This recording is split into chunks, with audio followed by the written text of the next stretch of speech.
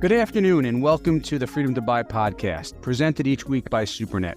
I'm Joe Dworsky, the president of retail banking for SuperNet, and each week our podcast will take you behind the scenes of banking, finance, payments, and technology to help educate both businesses and listeners like yourself on how to make the most of your purchasing power in the world of credit.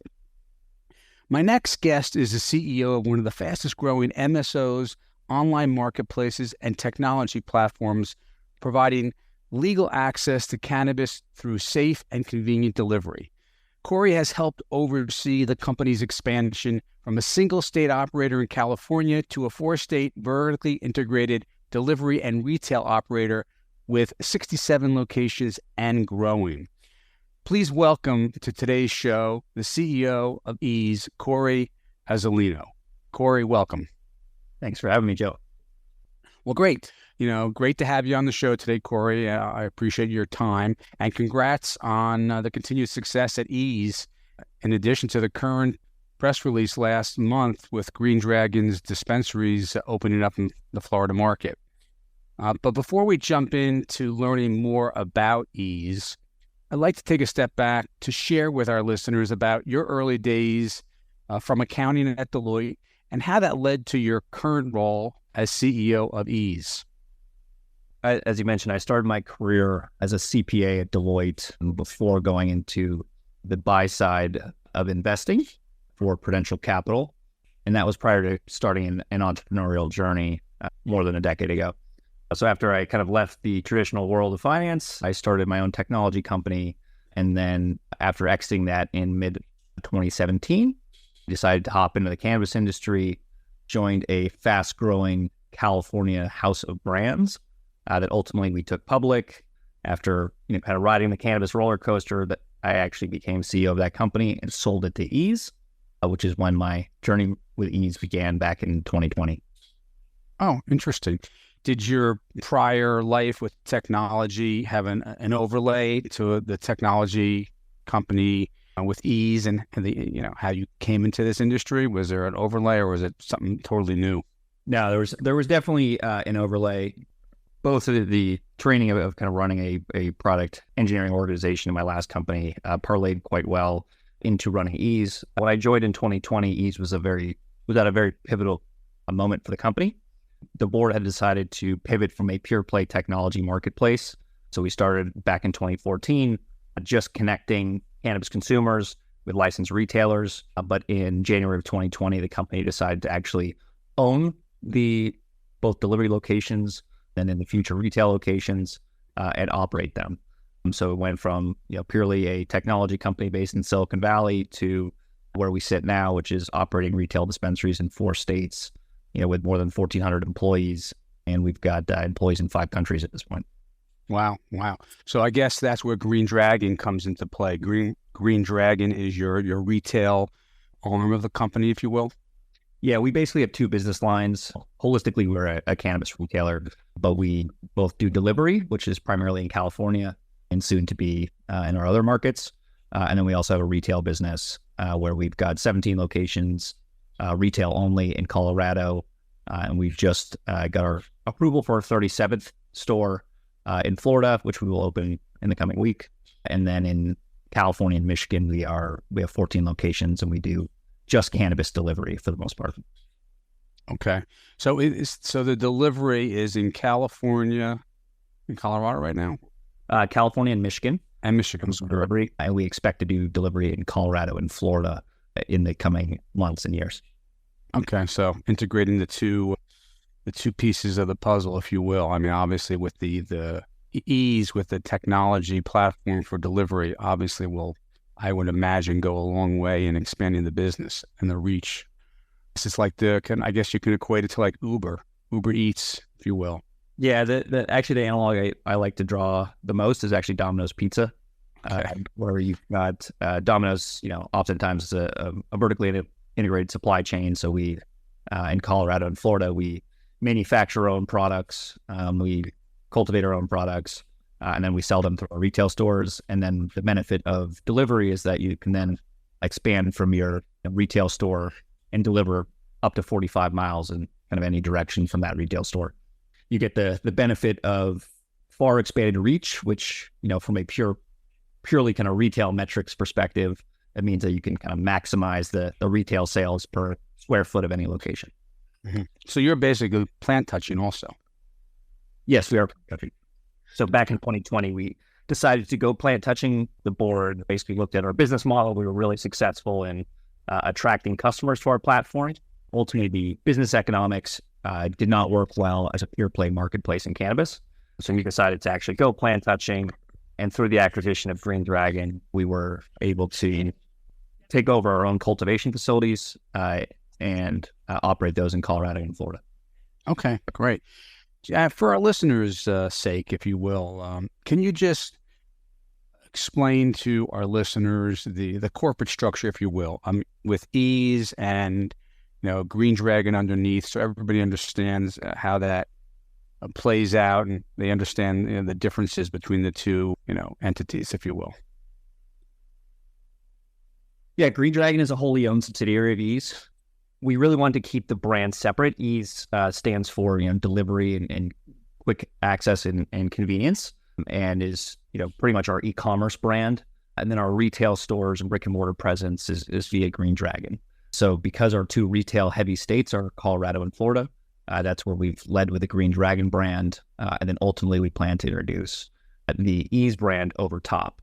There are a number of companies in California that tried to be everything to everyone, where you have a delivery business, you have a retail business, you have a product brand business, all with the same name. And we felt like that led to confusion to consumers. And so Eaze is not a product brand. It is not we do have 2 select retail stores in California, but for the most part, our plan has always been to keep that as the delivery only, where we have the broadest selection possible and are able to add and get product to consumers' doors as quickly and conveniently as possible. So it's basically, try to be Domino's Pizza or Amazon for cannabis. Okay, great. And where do you see, you got the 4 states currently that you're operating in. I imagine there's, more on the horizon in terms of expansion. That Green Dragon brand will be the brand, and as you continue to grow in many more states, you're going to continue to grow that Green Dragon brand. Yeah, we will continue to invest in the Green Dragon brand. We don't have plans to expand to more states at this point in time. I think as listeners who are familiar with the cannabis industry are probably aware, cannabis has been in a very challenging spot from a capital raising perspective, and so I think focus is really critical. And in order to be profitable, you really have to be scaled in every market you're in. And so we believe wholeheartedly in Florida becoming one of the single best recreational markets in the U.S., not only due to population size, but due to regulatory structure as well. And so we are investing basically every dollar into the Florida market. Is in a market like California, it's very challenging to get new locations. It can be a multi-year process to get a single new location. In Florida, our 37 stores have really opened over the past 2 years. Where we are focused our efforts on is actually expanding our cultivation and manufacturing. Although we've been very efficient at opening up our stores are currently kind of undersupplied. Not only is each harvest kind of yielding higher yields every single harvest, but we are now doubling our actual cultivation capacity in Florida. So that would come on in the fourth quarter, that we can make sure our SKU selection is broad and our products and stores are kind of fully stocked, whereas as of this moment, they are not. Right. So I imagine the growth, it sounds like, is more through acquisition, M&A activity versus applying for licenses, obviously, because I guess many states have, restrictions on the number of licenses. You're correct. So our growth historically has been largely through M&A. A market like Colorado is a good example. We did win some organic licenses in Colorado. However, a lot of the locations we've added have been through acquisitions. The ability to acquire businesses is very state dependent. To compare California and Colorado, you are able to do asset purchases where you can actually transfer the license to a new entity or new subsidiary. In California, you are not allowed to do that. You have to acquire stock or membership interests of a business in order to maintain the license. And so in California, it's actually quite a bit more difficult because you'd be assuming all the liabilities. And with cannabis, because of and cannabis in California in particular, because of the employment law structure and because of the tax scheme, you're oftentimes taking on substantial liabilities that you may or may not know if you acquire businesses in California. So when we look at acquisitions, we're more focused on a market like Colorado for entry to new markets with scaled platforms. So a market like Massachusetts might be interesting to us in the future because Massachusetts not only has retail, but they do allow delivery, and they recently changed the laws such that historically you used to have 2 drivers in a car to do a delivery, which makes a delivery uneconomical. If you think about a typical basket, it's about $100. And if you have our product margins, you're making about $60 in product margin per transaction. In California, we were able to deliver with 1 driver in the car. Our average delivery cost would be about $17. If in Massachusetts, you have to have 2 drivers in the car, you're already starting at, call it $35 or higher. And why the 2 drivers? What was the? I think the original thinking was twofold. One was safety for the drivers. I would say that we do well over 100,000 deliveries a month in California, and safety is, we maybe have 1 incident out of those 100,000 deliveries where somebody has a snatch and grab or something. So it's not really a major on a percentage basis. It's not a major issue. But I believe the regulators originally thought that it would keep drivers safer.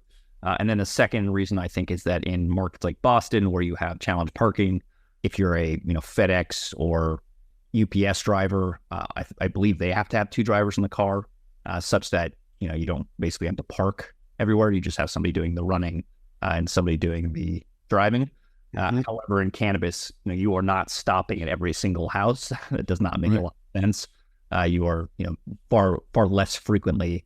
You're delivering far less frequently, and so it just basically makes it so that although well-intentioned, the market just never got off the ground for delivery in a market like Massachusetts. But now because of that, they've realized that they had to change the rules and smartly did that. Florida, I would say, has the same 2-driver rule. Really? Our hope would be that in an adult use market that they would recognize, and we've offered to provide data to the states that the security concerns just really aren't there. And we've done over 10 million deliveries in California, and the percentage of security incidences are quite low. That's interesting. So it's I live in Florida. That's interesting that it has to be 2 drivers. I mean, like any delivery here, whether it's Uber Eats or whoever, it's always just that 1 driver. So that's interesting. And then from the delivery component, I guess, can you talk a little bit about, is it an Eaze, labeled vehicle, or is it just like a gig worker, worker who's delivering like Uber? I'm just trying to understand the rationale, from the safety component. I understand what you're saying there. They feel 2 drivers safety, but if the car is a plain car or a plain van, no one's going to really know what they're delivering. You're correct. So there's 2 things that we do specifically to protect our drivers. One is that, if you do order DoorDash, Uber Eats, typically you can see exactly where your driver is on their delivery journey. We actually do not provide that information to customers specifically to protect our drivers. So you can't ever see and track them because, oftentimes our delivery drivers do have, 6 to 10 orders in a car at a time, which still is not a lot of value at $100 basket size. It's less than $1,000 cannabis at any given time, but we still want to make sure that our drivers are safe. So we actually do not allow customers to see exactly where their driver is at a given point in time. Smart. We do not actually by law in California, you are not allowed to have any sort of markings on the car signifying that it is, an Eaze delivery. So you're not actually allowed to advertise on the cars. And so that's another kind of protection for the drivers. And then finally in California, unlike Uber Eats, you are not allowed to have 1099 drivers. They must be employed by the license holder because there's oftentimes badging requirements where they have to go into, for example, the city of San Jose, actually get badged by the police department and get background checked by the local municipality as well as the state. we actually have, W-2 drivers on our payroll. A lot of our drivers are unionized throughout the state of California. And so, I think we are fairly differentiated from the Uber Eats models because of that. And it's, by law, typically written into the local or state code. Interesting. How many drivers do you have in California and in your other states? We have about 800 drivers between full-time and part-time. Wow. Okay. And where do you guys stand, Eaze, in terms of the competition? Who do you compete against out there in the marketplace and on the delivery side of the house? In delivery, we are multiple times larger than the next largest delivery competitor in California. So I think we're 3 to 4 times larger than the next largest competitor. Delivery does have a lot of dynamics that create a winner take most market. I would say that, a lot of local dispensaries do offer delivery. And so you can kind of do delivery at very small scale, or you can have to do it at a very large scale because there's such a benefit in terms of delivery costs to having denser routes. As I mentioned, we do, just like pizza delivery, we do a batch order system for the most part, where we have drivers leave our delivery hubs with 6 to 10 orders at a time. And so in order for you to have 6 to 10 orders at a time while still delivering, sub 90 minutes for each driver, it takes not only a lot of technology to be able to facilitate that, but it takes order volume and order density to be able to do it profitably. So, you might hear about a lot of the challenges in markets like California and Colorado, but we are actually profitable in both California and Colorado. And that's, a testament to our ability to be efficient because we've got buying power, so we get good product margins, but also because we've got the order volume to be able to actually deliver in California efficiently, or in Colorado, be able to serve customers efficiently at our retail stores. Interesting. Well, that's going to lead to my question I had for later in the conversation, but it parlays into what you're talking about. It's from the delivery side of the business. Payments. So how are the customers that are receiving these deliveries, how are they paying? So payments for delivery is extremely critical and also extremely challenging. With a delivery order, with credit cards, our lives would be much, much, much easier. Yeah, we offer 2 payment types. We offer ACH, which is about 25% of our transactions, and as a company is our preferred payment methodology because it makes the delivery experience wonderful in that, you just show up, you sign for your product and the drivers go on their way. And then we also provide a effectively reverse ATM solution where our drivers do carry terminals and take payment at the point of sale via debit cards. And so that represents about 75% of our transactions between debit and ACH. And then the remaining 25% is cash transactions where we're actually, collecting cash at the point of sale. Mm-hmm. We've had a lot of challenges over the years, payment providers, and because we're purely a delivery business, it's even more impactful for our business. When you see payments go down, as there's been a number of payment issues with PIN debit and cashless ATM solutions over the past several years. I would say every 6 months, mm-hmm. networks change or have issues. We kind of immediately see about a 15% decline in sales because ultimately for a customer, they want to be able to pay, and really they want to be able to pay online, right? They want to be able to use credit card, and most of our consumers don't understand why we don't offer that, despite being in business for almost 10 years. And that's because of the limitations on the processors and right. card networks. Right. And that's what we're trying to solve. I'm not sure if you are familiar with what we're doing at SuperNet, but because of the obstacles that exist with the major card networks as well as the processors, obviously the majors are not going to participate in cannabis, any of the card networks or the processors until there's federal legislation. So we look at ourselves as, we're building the full ecosystem. Okay. So we're the card network, the SuperNet card, and we're also a processor. So we're controlling the whole ecosystem. We're building the train tracks to run, on those rails, and the SuperNet card will be the train, if you will, running, and we can let whoever else wants to run on our tracks operate. So we're building that out now. So we see the void in the market and the need, and I hear it every day in my travels and my conversations. So I can understand the challenges that you encounter, not having a true credit solution. And this is a true credit solution that will be, available to the marketplace once we go live. So hopefully we can talk to you at that point in time, and there's an opportunity maybe to help you guys out. Yeah, I think no matter what, when you see seamless online payments, we've had many over the years. You do see the lift in basket size, but then more than anything, it's the customer satisfaction of being able to just pay ahead and pay like you would for any other product. And it's a real challenge in cannabis, and dealing with payment terminals in a field when you've got 800 drivers driving all over the state of California is a challenge, because you have issue with cellular receptivity, and you're having to troubleshoot on the fly at people's houses when they just want to sign for their product. When they order, don't they order, like when you order Uber Eats, you pay, you select everything, it goes in the cart, and your credit card is obviously in the Uber app or the DoorDash app, and then you purchase and it's paid for, and then they just drop it at your door.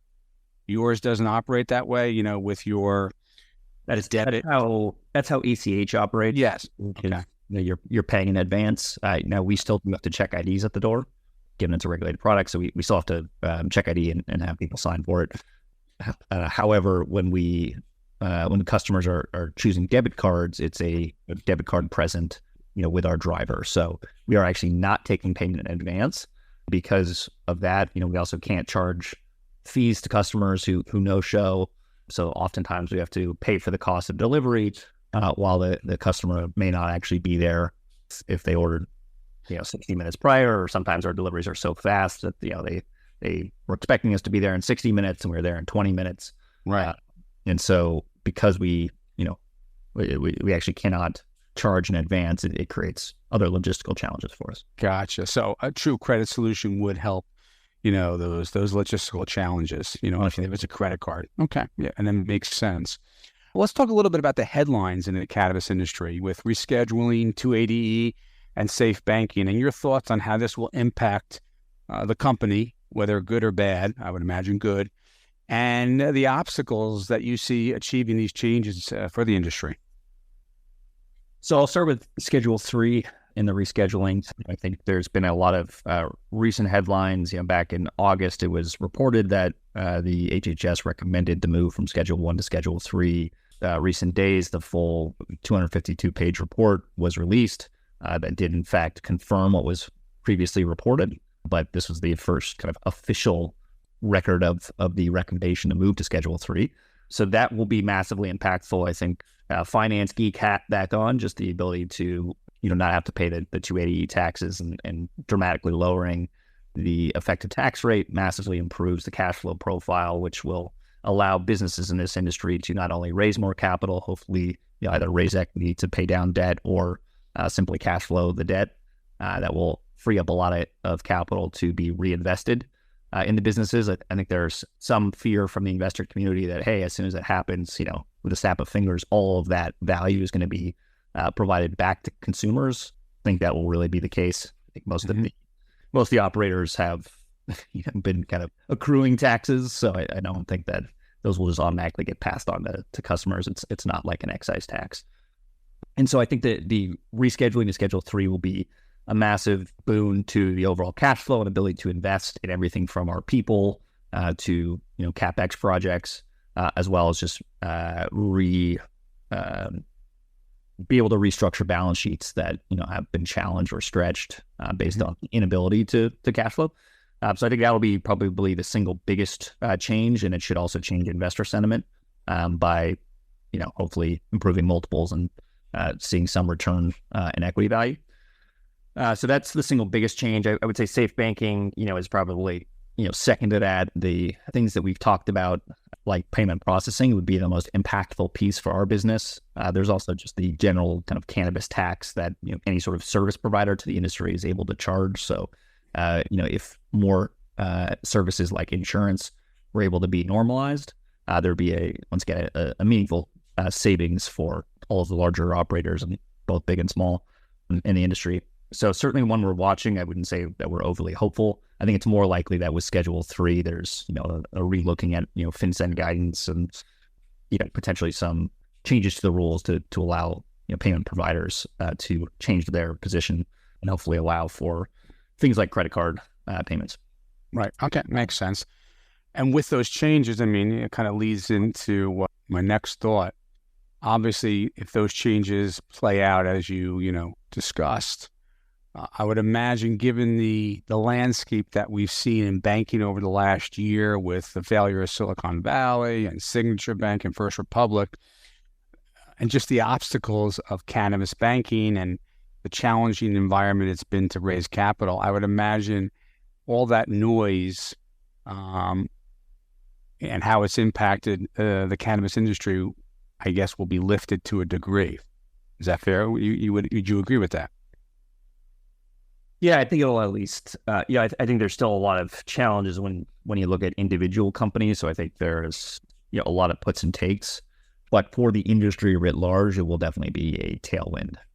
Right. What's been more specifically to your company with cannabis banking? That's always been a challenge with any cannabis related business, even though there are a lot of banks that have cannabis banking programs. What's been the biggest challenge that you've encountered at Eaze in terms of having a banking relationship and access to capital? We've had a very good banking relationship for many years. So in terms of the actual kind of like treasury management or cash, I think we've been more insulated. Our single biggest pain point, and it's so much more exaggerated on delivery, is payments. And so that truly is our biggest pain point, because every 6 months there's a crisis, and every 6 months we have to go, ACH only. And it just continuously negatively impacts our customers, negatively impacts the business. It's very different than a retail environment where, most companies are much more exposed to retail. In a retail environment, you could always politely refer people to the ATM that's just sitting there in the physical store, and basket sizes might decrease a little bit, which is definitely true as people spend hard cash.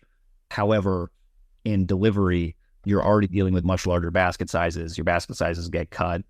Your conversion rates get cut as you don't have, the preferred payment methodology for customers. So that I can't reiterate enough that that's the single biggest difference in a delivery versus retail environment, and what would be such a big lift to delivery companies would be able to just take normal payments. Mm-hmm. In terms of the delivery, obviously California being your biggest market, you're looking to expand. What is that roadmap in terms of the other markets that you're operating in to get delivery, on the calendar? Yeah, it's a company that started in 2014. I would say that we are and have a relatively lean engineering team. We've been making a lot of what I would call just kind of platform stability improvements. And prior to us launching in new markets, we wanted the Eaze delivery experience to really mimic what are truly best in class, people like DoorDash, Uber Eats. So one of the big initiatives on our roadmap this year is releasing actually scheduled delivery. So typically when you go to eaze.com right now, your only option is to get your delivery in 90 minutes or less. So you're kind of ordering on demand. This year we'll be actually allowing you to say, if you're ordering at 8 a.m., I want to deliver between 5 and 6 p.m. We'll be enabling that, as well as enabling pickup at our locations. So we wanted to get that foundation built prior to taking it to new markets. When you look at a market like Colorado, it's a very big retail business, but basically delivery is non-existent. It's been allowed for about a year and a half, but nobody has kind of taken that opportunity to launch delivery. And that gets back to, it is expensive to try and stand up a delivery network. And so we have a advantage in that we have very profitable stores, we have statewide coverage, and so we can certainly do it, but we don't feel like we are losing the opportunity. And same thing in Florida, we don't feel like we're losing the opportunity. So we want to get all of our platform solidified before we take a very complete, robust offering into new markets. And that's what our target for 2024 is kind of complete the foundation. And then hopefully as capital markets open up later in the year with Schedule 3 coming through, then we'll be able to raise additional capital and go and launch Delivery in those new markets. Okay, great. Great. That makes sense. Sounds good. Okay, let me just take a segue. We're getting, we're going to wrap up shortly, but I just want to, segue a little bit away from just talking about the business and really talking a little bit about success and failure, because obviously you've had a journey starting out in accounting and, now being the CEO of Eaze. And obviously there's been a journey to get where you're at. Can you talk about some of, the failures, if you will? What's been your biggest failure in business? And what lessons did you take away from that experience or those experiences to become a better manager and leader? Especially in the cannabis industry, I'd like to say I kind of failed forward. So in, the middle of 2017, that was 6 months pre-legalization in California. The company I joined, probably had the maybe the right high level thesis in that, ultimately brands are going to be important in cannabis and specifically product brands are going to be important in cannabis, but was a bit early. The company scaled very quickly. So we went from, 3 of us around the table to 425 people and, publicly listed, but it also kind of burned hot and burned bright. And our CEO at the time made some poor strategic decisions. And ultimately when capital markets changed very quickly, towards the end of 2018 and into 2019, after being a public company for 1 quarter and reporting, $30 million in revenue, 6 months later, the company was in basically bankruptcy, at which point I became the CEO. Like I said, ultimately sold it to Eaze. And so I think the lessons there are, first and foremost, don't be afraid to take risks in new industries. I think a lot of people worry about, career risk. In my career, every time I've taken a risk, even if it was a failure, like I said, I was always able to kind of fail forward and fail into a bigger opportunity. And so as long as you are kind of honest and lead with integrity, I think that there's, whether things turn out well or things turn out poorly, it'll always open new doors and new opportunities for you. So I think just purely from a career risk perspective, don't be afraid to take them. The more you can lean into those opportunities, the more doors will open for you. And specifically in that instance, I think, you just learn that even when things are going wrong, what matters is just how you communicate with people, how you lead with integrity in both good times and bad. And ultimately, that will come back and pay dividends in a meaningful way. Absolutely. Couldn't have said it better. And I think a lot of the youth out there, getting out there in the world today need to understand that, failure is okay. Failure can make you a stronger leader, CEO, manager. You learn from your failure. And some of the, most successful CEOs out there, leaders of industry, athletes, have all had failure, in their life, getting to where they're at. And I think it's not discussed enough, and youth today, they don't understand that. And they're fearful to try things, to a degree, but I couldn't agree with you more. And my next question, and before we wrap up, so you've talked about the failure that you've had and what you've learned from that. Would you attribute your success,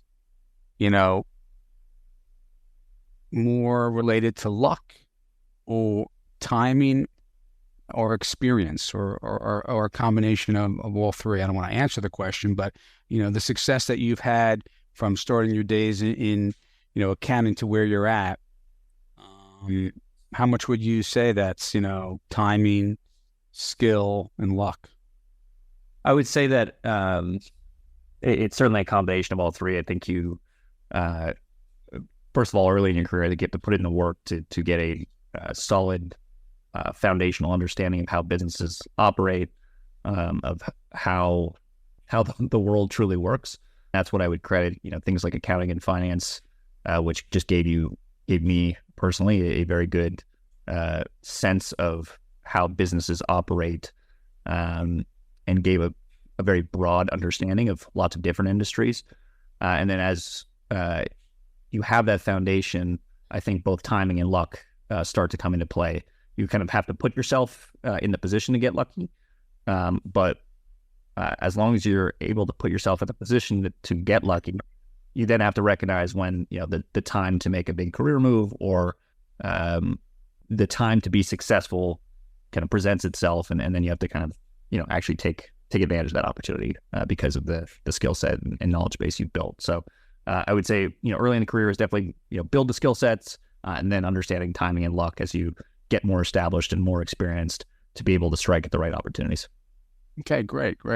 And my last question, given that we're talking about these two components, favorite book, the last book that you've read, whether it's on business, or pleasure, but given that we're talking about success and failure, what's one of your favorite, business books that, if we have some young listeners out there that they can, go, order that and, go out to the bookstore if they still have them and pick it up? Yeah, I'll give two books. High Output Management by Andy Grove. A very good tactical former Intel CEO. Correct. Yeah, it's a very good tactical book about how to run a business and what's important. And then the second book I would say is The New Thing by Michael Lewis, which is about actually our largest investor. So kind of fun on a personal level, getting to know him over the past several years. It's a book about Jim Clark and his business ventures and early business ventures. It's fun to read about somebody who we've grown to know quite well and certainly admire. And he's got a pretty interesting story and backstory. So I might have to go out and get that after we get off today's podcast. Sounds interesting. Yes, sir. Okay, good. I appreciate that. Well, this has been great, Cory. I really appreciate your time today. I've learned a lot. And I know when our listeners have an opportunity to listen in to today's podcast, they're going to learn a lot. What, any listener wants to get in contact, learn more about Eaze, Green Dragon, what's the best way to learn more about the company or be in contact with you?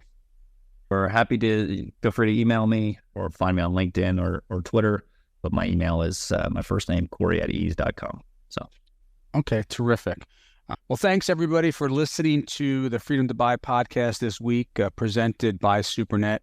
You can learn more about our payment network by visiting our website at supernet.ai. You can also listen to past episodes of Freedom to Buy on Apple Podcasts, Amazon Music, Spotify, and Google Podcasts.